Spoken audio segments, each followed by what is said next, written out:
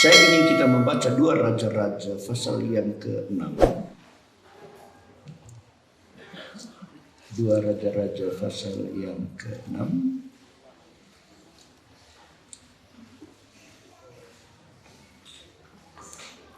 Dari ayat 1 sampai ayat 7. Di sini kita akan membaca satu mujizat yang terjadi yang mungkin tidak begitu diperhatikan oleh orang lain, tetapi sebenarnya merupakan mujizat yang besar. Ya. Saya akan baca ayat 1, saudara baca ayat 2, saya baca ayat 3, saudara baca ayat 4, dan seterusnya. Pada suatu hari, berkatalah rombongan Nabi kepada Elisa, "Cobalah lihat, tempat tinggal kami di dekatmu ini adalah terlalu sesak bagi kami.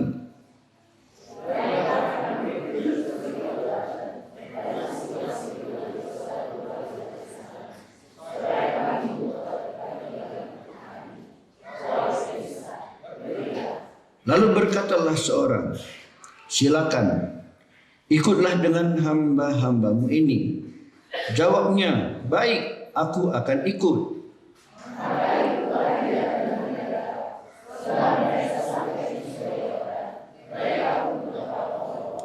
Dan terjadilah ketika seorang sedang menumbangkan sebatang pohon, jatuhlah mata kapaknya ke dalam air. Lalu berteriak-teriaklah ia, wahai tuanku, itu barang pinjaman.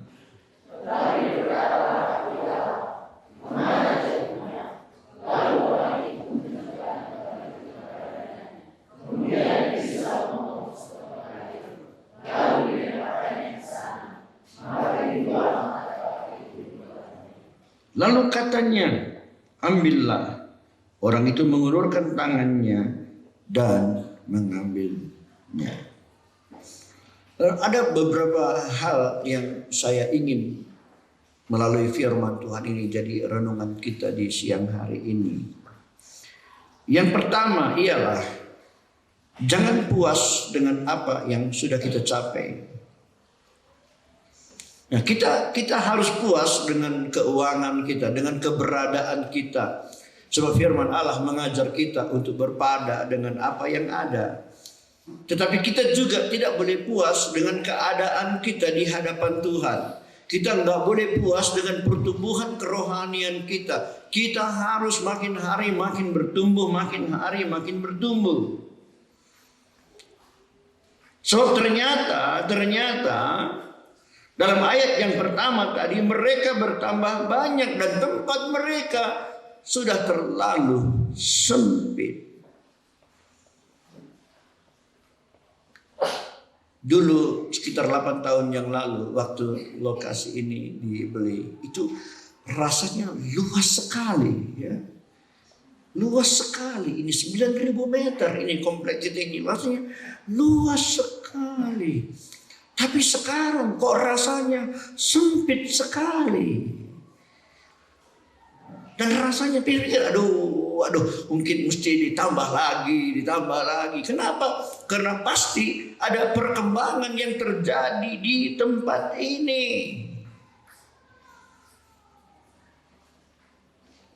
Dulu kebaktian di sini mungkin dimulai dengan 15 orang. Kami kebaktian di sudut sana. Pakai sudut aja, satu sudut gitu. Bahasa Karosuki. Tapi kemudian bertumbuh, mundur. Lalu kemudian dipindahkan kemari. Pentasnya juga dulu kecil. Lalu kemudian ditambah. Ini kursi mulai disorong. Dari satu lokal jadi 2, jadi 3, jadi 4, jadi 5. Sekarang saya lihat tinggal 2 lagi sana yang belum disorong. Kalau disorong, sebentar lagi harus disorong dindingnya yang harus disorong.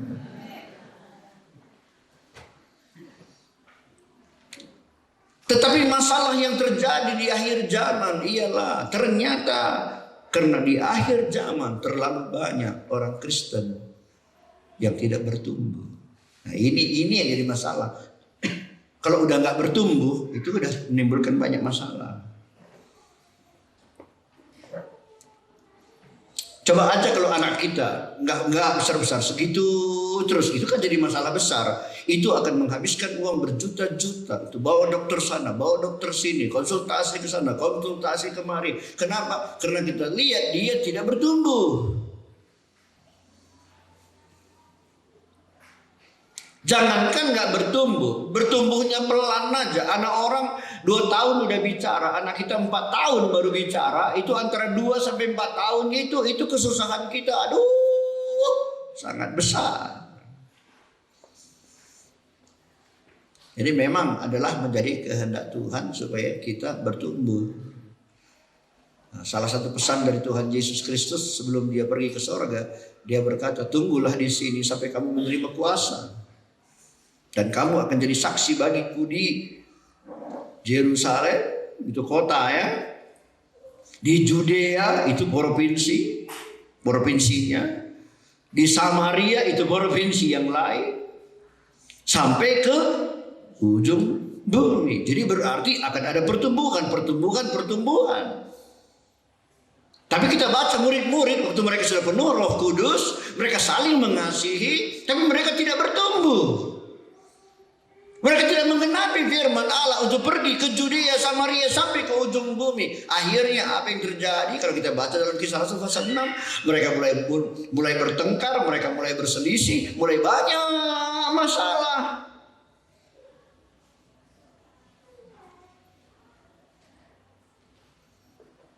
Itu yang buku Ibrani pasal 5 ya. Coba kita lihat ya. Ini yang sekarang jadi masalah di tengah-tengah dunia ini sekarang.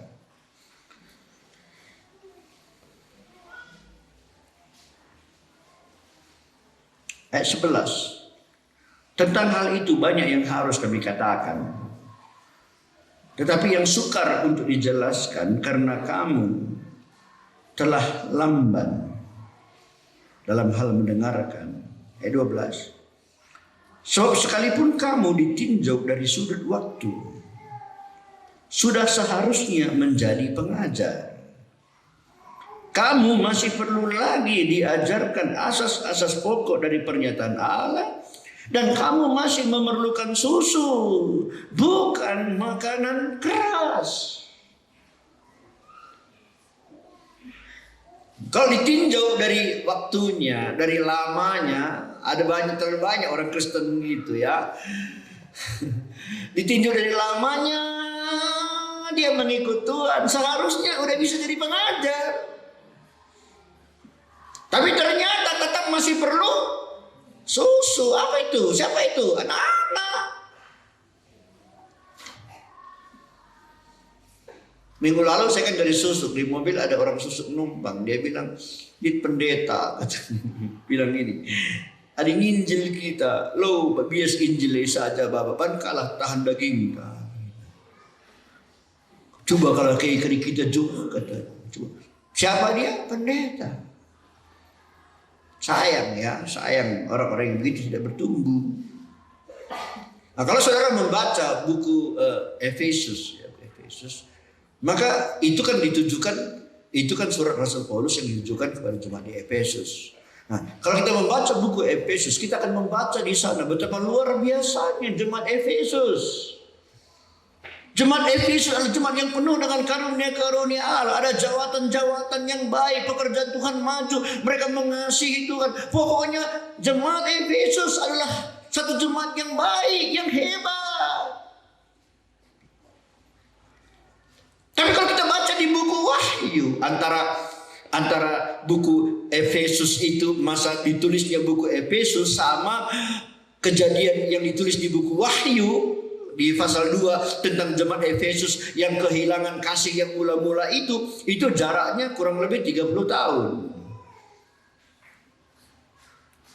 Jadi dari jemaat Efesus yang begitu berkobar-kobar, yang begitu baik, yang mengasihi Tuhan, yang bertumbuh, yang ada 5 jawatan di sana, ternyata 30 tahun kemudian mereka bukannya bertumbuh, bertambah baik, tapi mereka merosot sedemikian rupa sampai mereka kehilangan kasih yang mula-mula dan mereka mulai mengandalkan pengetahuan mereka. Mereka mulai mengandalkan kekayaan mereka. Itu yang terjadi di buku di pesan kepada jemaat Efesus di buku Wahyu. Jadi kita lihat seharusnya dia makin tinggi, tapi ternyata dia justru makin merosot. Pernah dengar tentang orang yang dari Yerusalem turun ke Jericho? Bukan naik ya. Saya selalu bilang gini, seorang pemuda atau seorang anak gadis tidak boleh jatuh cinta. Dilarang jatuh cinta. Kalau keberatan, ya apa boleh buat lah. Pokoknya di gereja ini, dengar, hai orang muda, pemuda, pemudi, dilarang jatuh cinta. Yang diizinkan di sini naik cinta.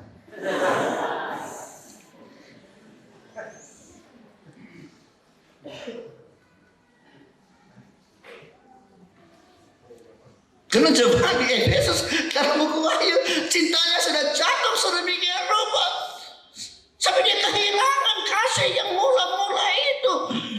Orang yang turun dari Yerusalem ke Jericho, apa yang terjadi? Bukannya enak ya, dia dirampok di tengah jalan, dia dipukul dan harus masuk rumah sakit. Jadi harus ada pertumbuhan. Saya berpikir bahwa kita semuanya wajib selalu memperhatikan hidup rohani kita. Bagaimana kira-kira rohaniku? Bertumbuh atau tidak? Bertumbuh atau tidak? Kita harus bertumbuh dalam Tuhan. Amin. Amin. Makin hari makin dewasa, makin hari makin kuat, makin hari makin bergairah, makin hari makin berpengetahuan. Jangan begitu saja. Itu yang dikehendaki oleh firman Allah, itu yang harus dikehendaki oleh Tuhan. Dan ciri-ciri daripada orang yang bertumbuh adalah itu dalam ayat yang kedua, mereka datang, dalam ayat yang pertama mereka datang kepada Elisa, dan di ayat kedua dan mereka berkata, baiklah kami pergi ke sungai Yordan dan masing-masing mengambil satu balok di sana supaya kami membuat tempat tinggal untuk kami.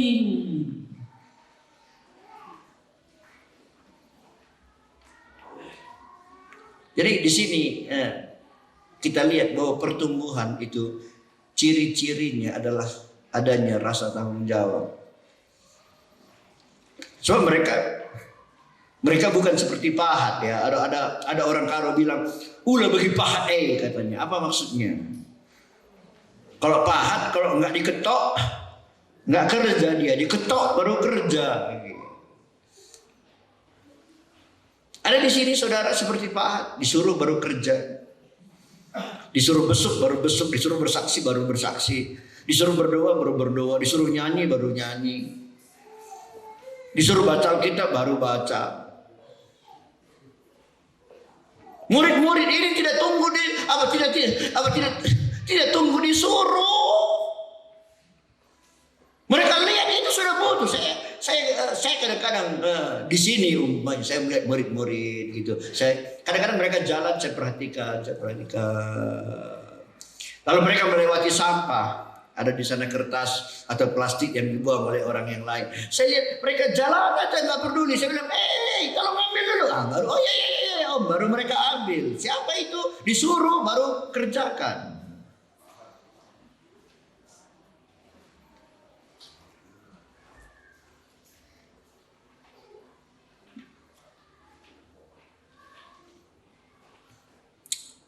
Orang yang bertumbuh dalam Tuhan, di hatinya timbul rasa tanggung jawab. Mereka datang pada Elisa, minta, kami mau pergi. Dan ini memang yang dibutuhkan. Ini yang dibutuhkan. Nah, sering dalam firman Allah kita kan diumpamakan seperti pohon ya. Siapa di sini ibu bapak ada di keluarganya ada tanam jeruk? Coba angkat tangan. Saya mau lihat dulu. Nggak minta, dijamin aku nggak akan minta. Coba angkat tangan tinggi-tinggi. Siapa di sini yang ada pohon jeruknya? Coba. Oh, banyak juga ya. Tapi nggak minta, nggak. Kalau dikasih mau.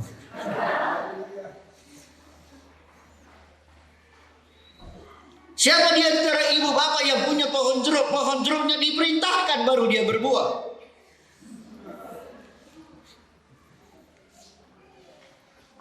Ada di antara ibu bapak yang punya pohon jeruk nggak berbuah, lalu sore berbuah kau nak, berbuah kau nak.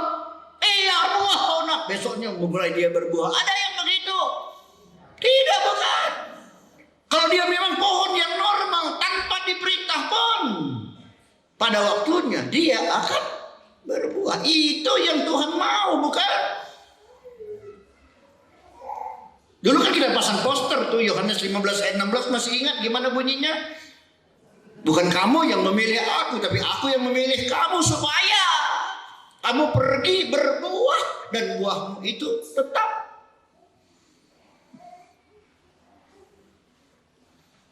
Jadi orang yang bertumbuh itu kelihatan dari tanggung jawabnya.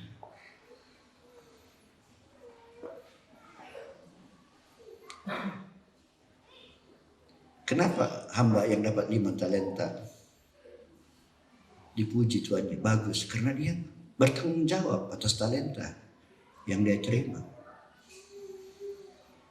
Kenapa Tuhan bilang bagus pada hamba yang 2 talenta? Karena yang 2 talenta bertanggung jawab atas apa yang dia terima dari Tuhannya. Kenapa Tuhannya marah kepada hamba yang menerima 1 talenta? Bukan karena talentanya sedikit, tapi karena dia tidak bertanggung jawab atas talenta yang dia terima. Dan Tuhan bilang, hai pemalas, hai jahat, hai hamba yang tak berguna. Ini titelnya. Di dunia kan ada orang insinyur, ada ESA, ada DRS. Lumayan. Ini titelnya jahat. Titelnya tak berguna. Titelnya malas. Kalau ada orang, ya kayak ngarap bukan jahilnya. Oh dokter, kata orang, gimana? Marah dia? Enggak kan? Karena memang titelnya dokter. Nah, kalau titel kita malas, oh malas kata orang. Apa kita bilang? Kadime. Iya kan? Marah kita. Oh larguna, nih kalau kayak ini penujai kelar anak ando larguna. Kalau gunana ada ya, nah, tapi larguna enggak ada. Kalau jahat enggak ada. Tapi itu titel yang didapat oleh hamba Tuhan. Kenapa? Hamba yang menerima 1 talenta. Kenapa? Karena dia tidak bertanggung jawab atas apa yang dia terima.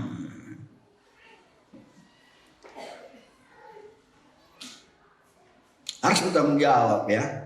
Tanggung jawab atas segala sesuatu yang Tuhan berikan kepada kita. Ada orang bilang begini, enak kali kamu, banyak kali talentamu katanya. Banyak kali talentamu. Kamu bisa khotbah, kamu bisa nyanyi, kamu bisa musik, kamu bisa ini, kamu bisa ngajar, kamu bisa ini, kamu bisa. Dia nggak ngerti bahwa bertambah banyak talenta, bertambah banyak tanggung jawab.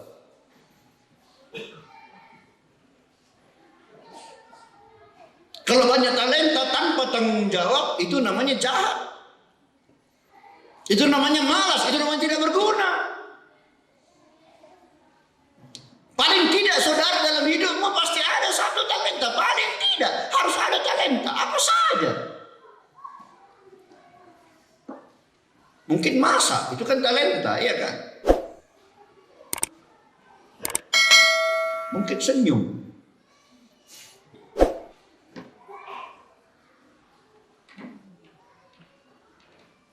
Waktu kami penginjilan di Dolok Sanggul, banyak orang, sekitar 1.500 orang mungkin dalam gedung itu. Ya kami nyanyi, di depan ada main tamborin, nyanyi.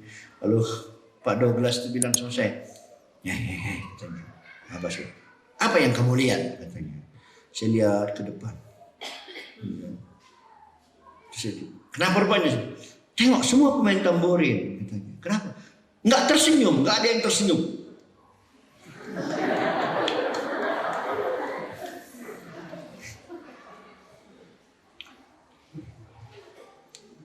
Kalau orang yang tidak suka tersenyum, tempatnya yang cocok di kamar doang. Ya kan? Tapi dalam hidup kita pasti ada sesuatu hal yang dapat kita kerjakan. Dan kita mesti bertanggung jawab atas apa yang Tuhan berikan kepada kita. Dan kalau kita membaca tadi ayat tadi, banyak kali hal-hal yang indah sekali. Banyak kali. Baiklah kami pergi. Bukan baiklah aku pergi. Kami sama aku kan lain ya. Kami itu kan jamak, itu berarti lebih dari satu orang. Berarti pekerjaan Tuhan itu bukan satu orang yang punya. Pekerjaan Tuhan ini semua adalah milik kita. Amin.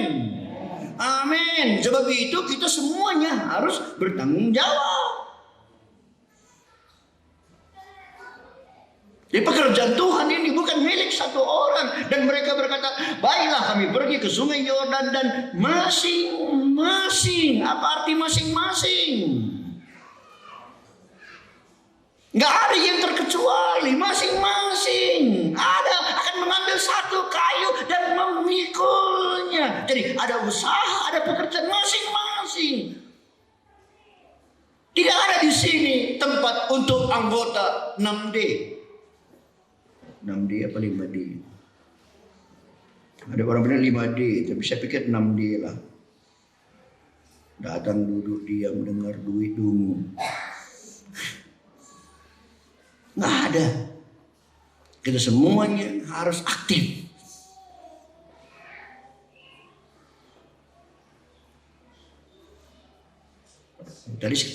Tadi kita singgung sedikit mengenai penginjilan. Ya, kita semua harus aktif. Ada orang yang aktifnya dia dengan doa. Oke, kita perlu juga doa, ya kan? Perlu juga doa. Supaya Tuhan menyatakan dirinya. Sebab bagaimanapun akhirnya Tuhan yang menarik jiwa-jiwa. Firman Allah katakan kalau Tuhan ditinggikan, Dia yang akan menarik orang datang kepadanya. Jadi kita perlu doa, kita perlu doi.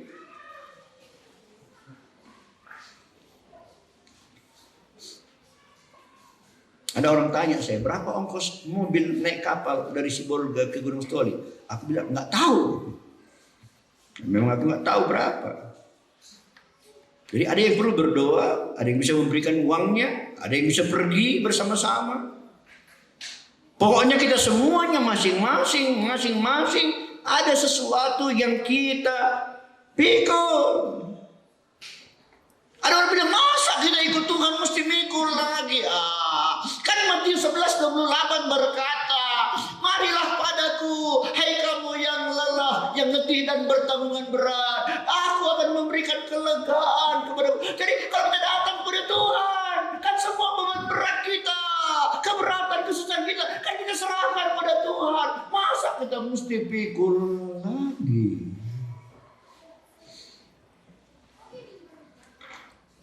Karena dia membaca ayat 28, dia lupa baca ayat 29. Dan dia lupa baca ayat 30. Coba kita lihat ya. Matius 11. Kalau baca Alkitab kan gitu ya. Jangan cuma yang tebu-tebunya aja dibaca. Ayat 28, marilah kepadaku. Matius 11 ya. Marilah kepadaku semua yang letih lesu dan berbeban berat. Aku memberi kelegaan kepadamu. Artinya dia melepaskan kita dari beban berat. Tapi ayat 29, pikullah yang kupasang dan belajarlah padaku karena aku lemah lembut dan rendah hati, dan jiwamu akan mendapat ketenangan. Jadi ada juga yang perlu dipikul, tapi ada perbedaan ya. Yang dipikul ayat 28 itu beban berat, ya kan? Yang dipikul ayat 29 itu diuraikan dalam ayat 30, sebab yang kupasang itu enak dan bebanku pun ringan. Jadi lain ya. Kalau yang ayat 28 itu memikul orang mati, yang ayat 29 memikul durian.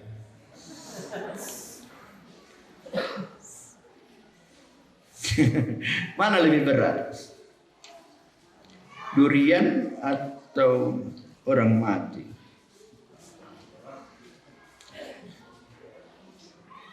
Pasti pasti orang mati. Kilonya pun lebih berat orang mati, juga nggak ada senyumnya, nggak ada sukacitanya ya di sana ya. Apalagi kalau yang mikul kita pula paling tinggi. 4 orang kita yang memikul, kita paling tinggi kan paling susah. Tapi kalau kita paling pendek enak juga ya. Tapi dalam iring Tuhan ada sesuatu yang harus dipikul. Itu dikatakan oleh firman Tuhan. Ada kok.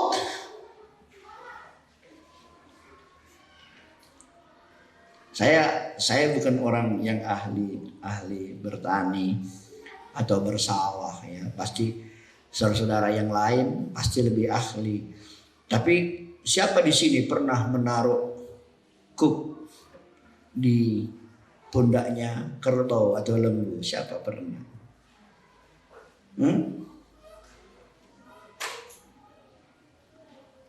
Ada di sini pernah masang kuk sekarang pasangan di atas pundak lembu? Ada?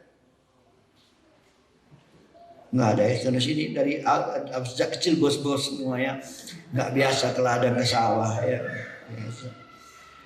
Kenapa nggak ikat aja di badannya? Kenapa nggak diikat aja itu di kakinya? Karena waktu kuk dipasang di pundak dari lembu atau kerbau, maka lembu atau kerbau itu lebih mudah diarahkan, lebih mudah diatur. Itu yang dimaksudkan oleh firman Allah. Kenapa dalam di tengah-tengah pekerjaan Tuhan, salah satu ciri-ciri, salah satu tanda-tanda daripada orang yang dewasa, bertambah dewasa rohaninya adalah rasa tanggung jawabnya terhadap sesuatu yang harus dia pikul di tengah-tengah kehidupannya.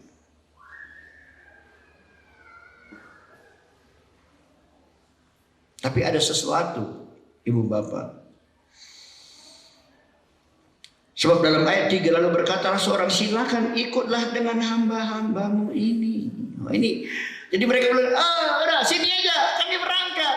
Tidak, mereka mau bekerja. Mereka tahu mereka ada tanggung jawab. Mereka tahu mereka ada sesuatu yang harus dikerjakan. Tetapi mereka juga berkata, Nabi Elisa, ayolah sama-sama dengan kami.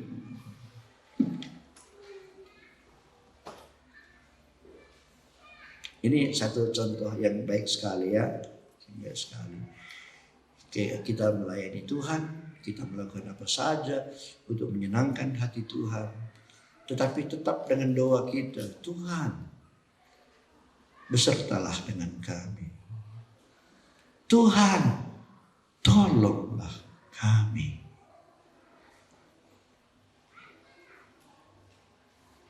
Saya kalau bawa mobil kemana-mana saja, Sedang Borong atau karena di Kenias atau ke Medan atau kemana saja. Kalau saya keluar dari rumah, saya mulai duduk di mobil, saya akan mulai berkata, Tuhan, sertailah perjalananku ini. Lindungi Tuhan, jauhkan dari mara bahaya, kerusakan, kecelakaan, niat-niat jahat. Kadang-kadang kita udah hati-hati nih, orang lain nggak hati-hati.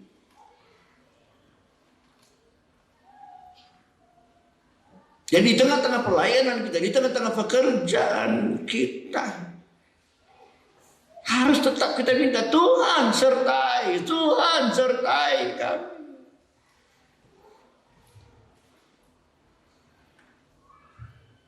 Ada seorang yang saya nggak ingat apakah mimpi ataukah penglihatan. Dalam mimpi atau penglihatannya, dia berjalan di tepi pantai bersama-sama dengan Yesus. Jadi Yesus memegang tangannya. Ini anak yang masih kecil. Lalu mereka bersama-sama berjalan. Dan kalau dia melihat ke belakang, dia selalu lihat ada empat telapak kaki yang berjalan di pasir.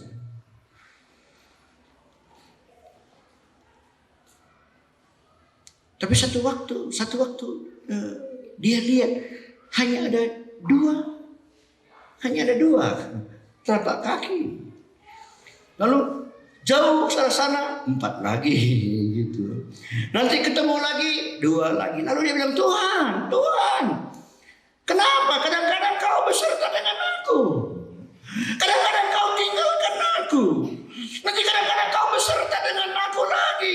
Nanti kadang-kadang kau tinggalkan aku. Kenapa kau biarkan aku berjalan sendiri, Tuhan? Karena dia lihat di pasir itu hanya ada 2 jejak kaki.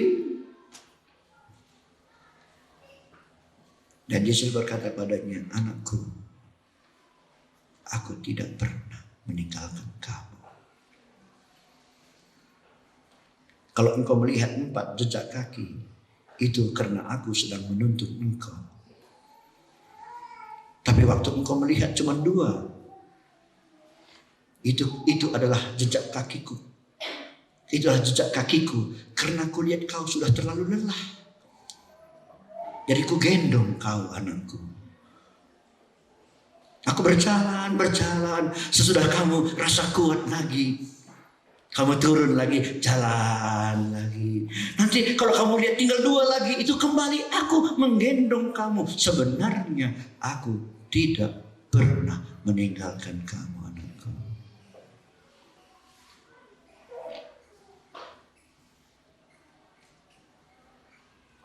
Apapun yang kita lakukan, kita harus minta penyertaan Tuhan.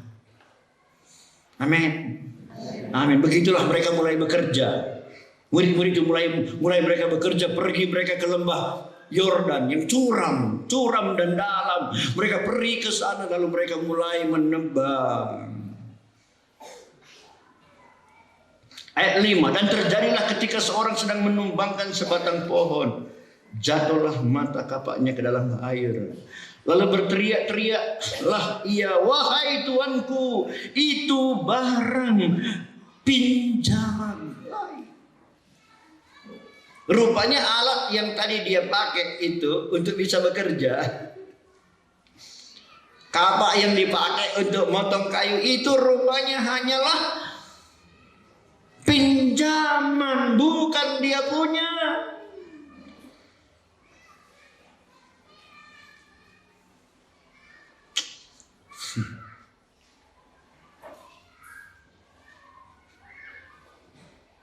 Kalau renungkan ini dalam kali nih artinya ya.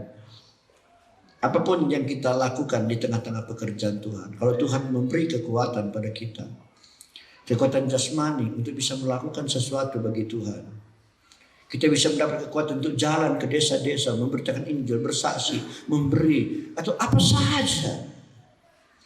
Itu sebenarnya sumbernya bukanlah diri kita, bukan milik kita. Itu semua semata-mata adalah kasih sayang Tuhan. Kita hanya seperti meminjam dari Dia. Jadi sebenarnya kalau begitu nggak ada sesuatu yang bisa kita banggakan.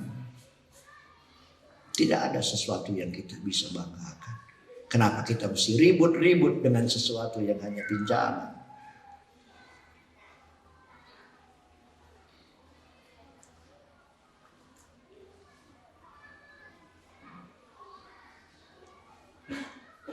Hari Jumat yang lalu saya pergi ke ladang. Ada dulu warisan orang tua di Jalan Udara. Jadi karena adik saya yang di Jakarta dia bilang bagian saya diukurlah katanya. Jadi saya panggillah agraria, samalah kami ke ladang mengukur.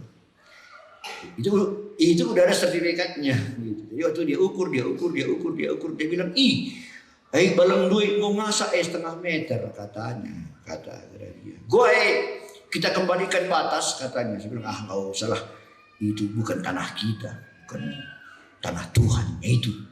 Saya bilang Tuhan yang menciptakan. Siapa yang punya ladang di sini? Ada yang punya ladang? Ada? Dari mana ladangnya itu? Hah? Ada yang beli ya, beli. Oke, beli dari siapa? Dari si A. Si A dapat dari mana? Mungkin dari orang tuanya. Orang tuanya ambil dari mana? Dari kakeknya. Kakeknya dapat dari mana? Akhirnya lama-lama opungnya yang menggarap. Kan kenapa dia garap? Siapa yang izinkan dia garap? Apa neneknya yang bikin tanah itu? Bukan. Jadi akhirnya siapa yang punya? Tuhan yang punya. Dialah pemilik segala sesuatu. Saya bilang nggak usah kita bertengkar, nggak usah sakit hati. Di mana yang bisa kita ambil, di situ ada bikin patokannya. Udah ukur balik. Yang setengah meter kalau buang-buang lah, karena semuanya bukan milik kita. Berapa tahun lagi lah kita hidup di dunia ini? Satu yang bilang haleluya. Nggak usah kita bertengkar ya, karena semuanya adalah pinjaman.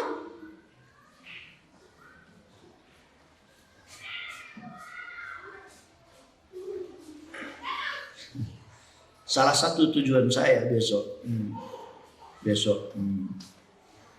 ke Nias adalah mencoba menyelesaikan satu persoalan yang ada di sana. Saya udah mencoba mengutus beberapa orang ke sana untuk menyelesaikan, tapi nggak selesai. Jadi saya bilang, oke lah kalau gitu saya akan coba langsung turun ke sana. Ya saya juga belum tahu apakah bisa selesai apa enggak kan, tapi saya mau coba gitu. Tapi persoalannya adalah begini, karena ada satu orang orang Nias, marganya Waru. Dia udah tua sekali nih, mungkin umurnya 80 tahun lebih. Jadi ceritanya dulu waktu mula-mula bangun di sana gereja, ikutlah dia aktif di awal. Itu dulu mungkin kira-kira 30-40 tahun yang lalu gitu ya, aktif lah dia. Lalu akhirnya pada waktu itu dihibahkannya tanahnya untuk gereja. Ya kira-kira 10-20 mungkin kurang lebih begitu ya kan, dihibahkannya. Lalu pekerjaan Tuhan di sana maju lebih 100 kakak sekarang di TTHC di Ida Negawa itu maju.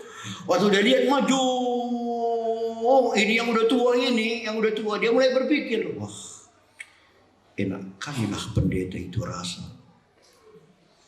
Berapa perpuluhannya sebulan?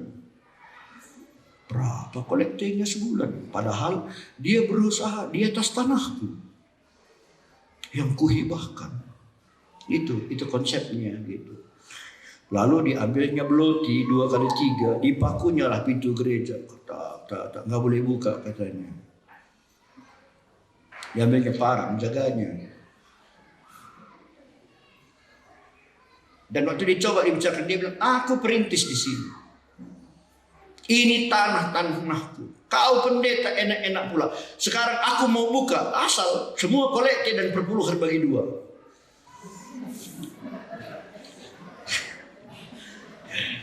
Jadi anggapnya itu kayak bisnis ya. Kalau modalnya ikut aku modal, gitu maksudnya. Jadi selalu dia bicara, aku perintis.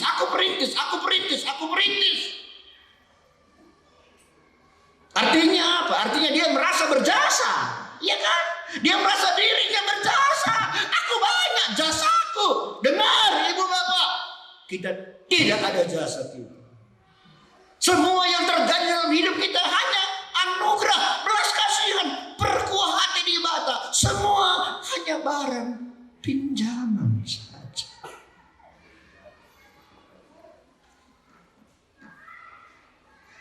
Dan yang paling berharga dan jelas merupakan pinjaman adalah kesah teh. Apa ikam si kampuna kesahnya? Tidak ada, bukan, itu hanya pinjaman saja. Kalau kita mengerti konsep ini ibu bapak, kalau kita mengerti konsep ini seperti saya bicarakan beberapa waktu yang lalu tentang Yesus datang ke bumi ini sebagai hamba tidak merasa berjasa, dan kita juga harus punya hati seperti itu. Nggak ada jasa kita, kita hanya melakukan kewajiban kita. Kalau kita tidak melakukan kewajiban kita, kita akan sama seperti hamba yang menerima 1 talenta, yang jahat, yang malas, yang tidak berguna. Kalau kita mengerti konsep ini,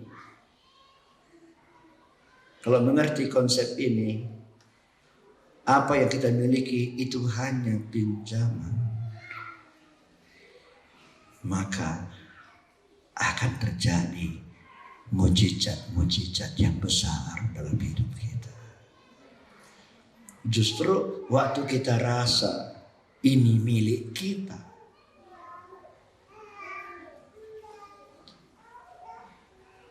disitulah kegagalan kita. Kemarin ada hamba Tuhan bertanya pada saya, Om, katanya apa? Saya bilang, bagaimana pendapat Om? Gereja itu yang sana mau pindah gembalanya, ditawarkannya 15 juta katanya.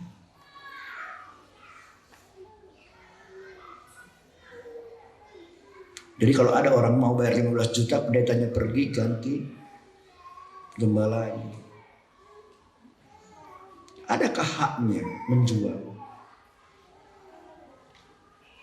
Adakah hak saya menjual, saudara-saudara? Bisakah aku pasang di iklan, dijual?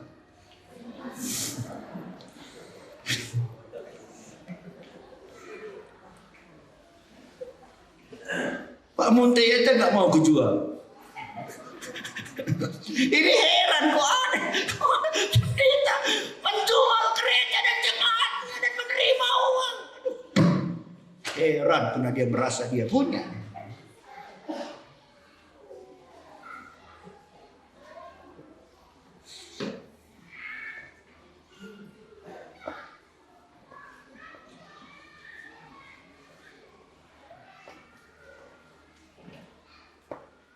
Waktu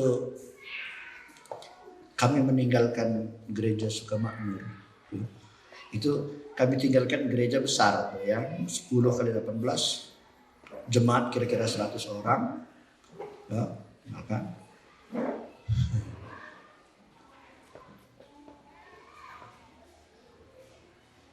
itu ditinggalkan gitu aja, nggak seekor ayam pun ganti ruginya. Kenapa? Karena itu memang bukan milik kami.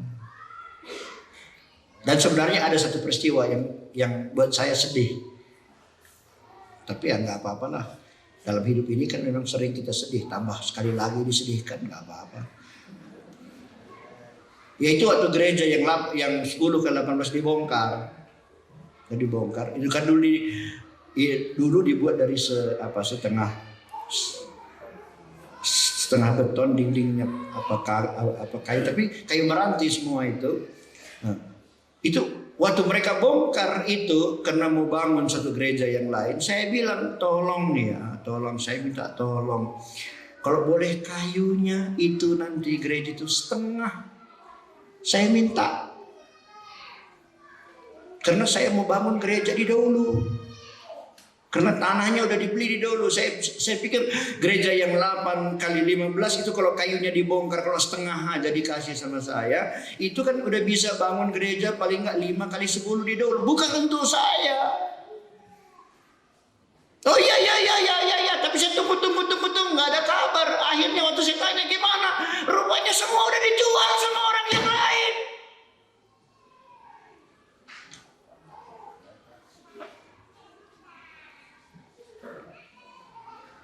Ya tapi udah sering disakiti, tambah sekali lagi kan nggak apa-apa. Masalah itu nggak apa-apa. Dan karena memang itu bukan milik kita, tidak ada sesuatu di bumi ini yang milik kita.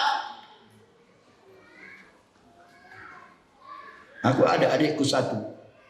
Aku sebenarnya jengkel juga lihat dia, tapi pernah juga kata-katanya cocok saya rasa. Itu waktu makan gitu. Kalau dia ada salah waktu makan rame-rame marah saya. Oh, gini. Aku rawin berbeda dali. Egi ulah paksa mane ngejajang ke dunia indah katanya. Berpikir-pikir aku betul juga ya. Cuman makan itu yang kita punya di bumi ini. Yang lain semua, apa pohon jeruk kita orang lain yang makan, ya kan? Kita dapat uang pun kasih juga sama orang, ya kan? Jadi segala sesuatu di bumi ini semuanya milik orang kecuali makan. Jadi dia bilang, waktu aku makan jangan diganggu lah. Katanya cocok juga rasa, ya.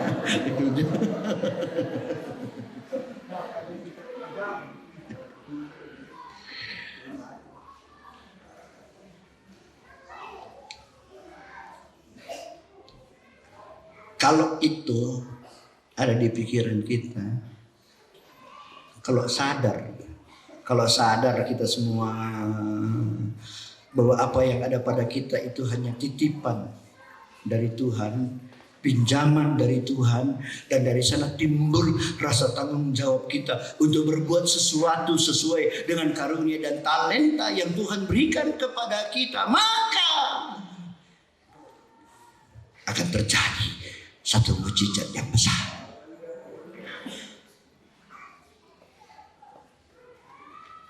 Ayat 6. Tetapi berkatalah abdi Allah, kemana jatuhnya? Lalu orang itu menunjukkan tempat itu kepadanya. Kemudian Elisa memotong sepotong kayu lalu dilemparkannya ke sana. Maka timbullah mata kapak itu dibuatnya. Lalu katanya, ambillah. Orang itu mengulurkan tangannya dan mengambil. Saya percaya kalau kapak yang dibuat dari batu atau besi dilempar ke laut mati sekalipun tidak akan timbul. Di laut mati kalau orang kan timbul, saya udah pernah cerita ya, di laut mati kita masuk ke dalam timbul. Tapi kalau mata kapak dibuang ke laut mati tetap tenggelam. Tapi ini yang heran, yang hebat. Waktu dia merasa itu pinjaman, itu bukan miliknya, dia hanya bergantung pada kasih karunia dari Tuhan. Apa yang terjadi?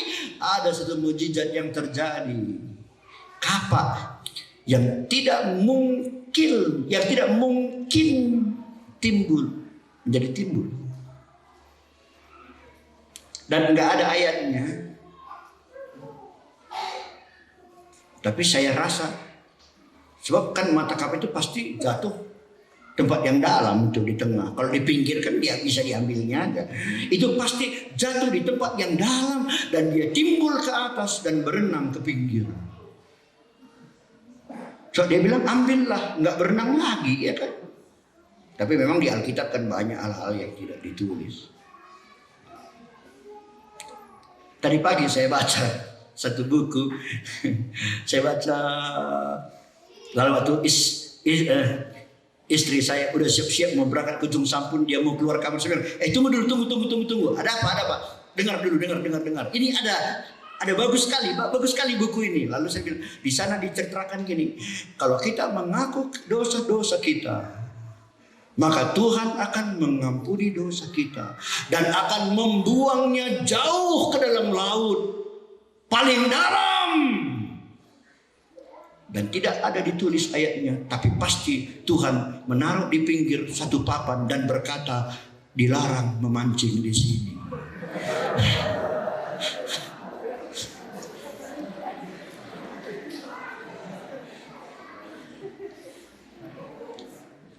Supaya dosa yang udah dibuang jauh ke dalam laut jangan lagi ada yang mancing keluar.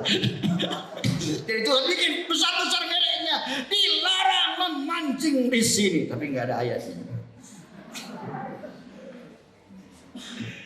Ini pun waktu kapan itu dia timbul, dia berenang ke pinggir sehingga murid ini hanya tinggal mengambilnya. Ada mujizat yang terjadi. Tapi Elisa bertanya, di mana jatuhnya? Kalau dia bilang, nggak tahu, susah juga ya kan? Di mana jatuhnya? Itu maka Yesus berkata pada jemaat di Efesus dalam buku Wahyu, ingatlah di mana engkau jatuh. Kita harus tahu apa kelemahan kita. Banyak orang merasa dirinya hebat, merasa dirinya benar.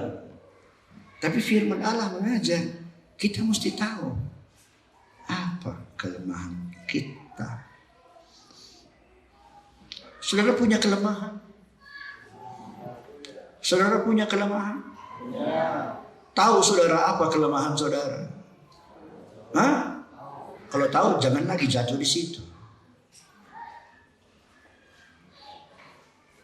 Tahu kelemahan saudara? Coba renungkan dulu. Jangan bilang tahu. Tahu belum tahu.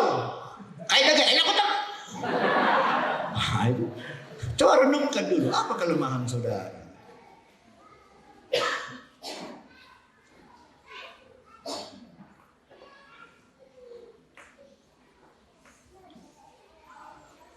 Ada orang kelemahannya suka bersungut-sungut. Ada orang kelemahannya sulit mengampuni. Ya, sikit-sikit sakit hati, sikit-sikit sakit hati. Ada orang kelemahannya pelit. Pelit kali dia. Ada orang kelemahannya mudah jatuh cinta. Dia cah ngenakatin, anin kakcoh ngenakatin, anin kacah ngenakatin. Isi pidahna ngenatin. Ada juga gitu, ada gitu.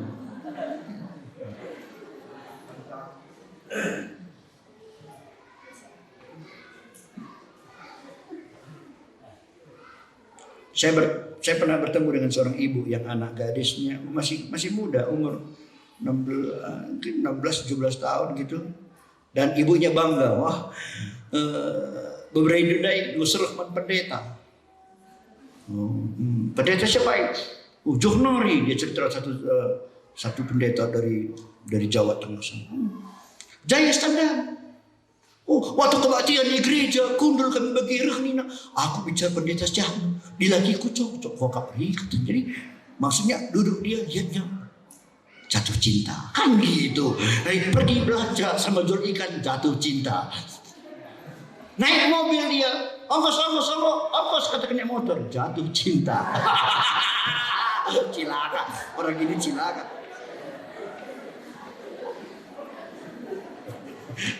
Ada orang lagi kelemahannya suka bohong, mudah bohong. Lama sepokona.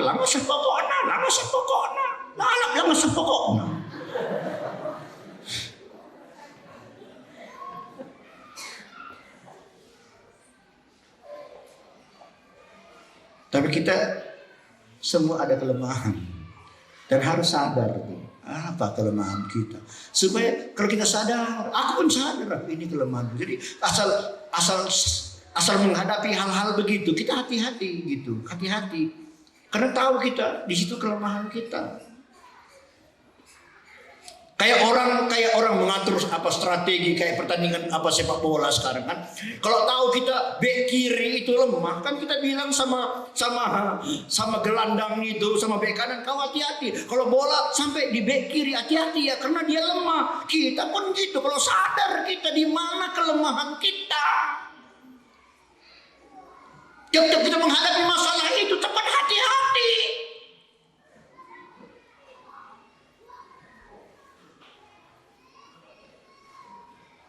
Kalau begitu akan terjadi mujizat.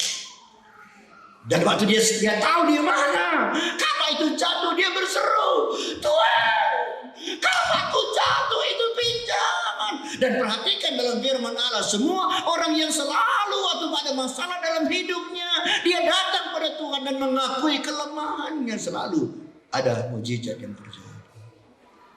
Ingat perempuan Siropuniki yang minta pada Yesus, Yesus sembuhkan anakku.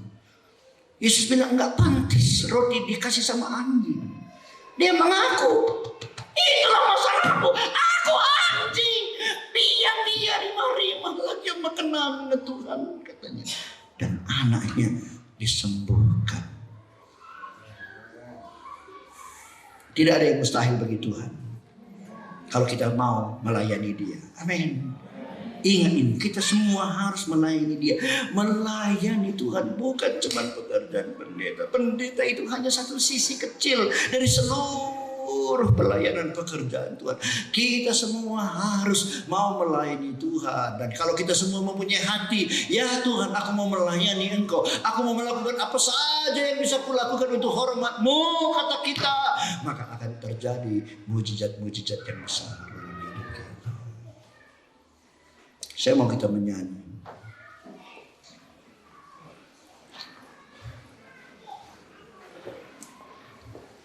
Tak tersembunyi kuasa Allah. Kalau lain ditolong, saya juga. Tangannya terbuka menunggulah. Tak tersembunyi kuasa Allah. Puji Allah.